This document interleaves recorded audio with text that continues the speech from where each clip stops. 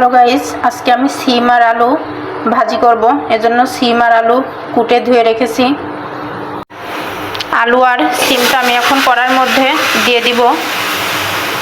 এর মধ্যে এখন আমি দিয়ে দিলাম কিছু কাঁচামরিচ, কিছু পেঁয়াজ, কিছু রসুন কুচি।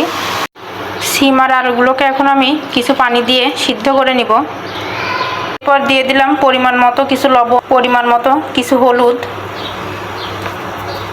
এখন আমি তরকারিগুলোকে ভালোভাবে সিদ্ধ করে নিব, পানিটা পুরোপুরি শুকিয়ে যাওয়া পর্যন্ত।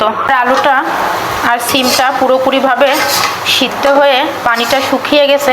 এখন আমি এগুলোকে গামলায় ঢেলে নিয়ে আমি কড়াইয়ের উপরে বাগার দিব। কড়াইয়ের মধ্যে কিছু তেল দিয়ে দিলাম। এর মধ্যে আমি দিয়ে দিলাম কিছু পেঁয়াজ কুচি, কিছু রসুন কুচি। এখন এগুলোকে আমি লাল লাল করে ভেজে নিব। এখন আমি কড়াইয়ের মধ্যে ভাজিগুলো দিয়ে দিলাম। এখন আমি ভাজিগুলোকে নেড়ে চেড়ে নিব কড়াইয়ের ওপরে। ভাজিগুলো থেকে পুরোপুরিভাবে তেল বেরিয়ে না আসা পর্যন্ত আমি এগুলো ভালোভাবে নেড়ে নিব। এটা হয়ে গেছে, এখন আমি ভাজিটা কড়াই থেকে নামিয়ে নিব। আমার ভাজি হয়ে গেছে।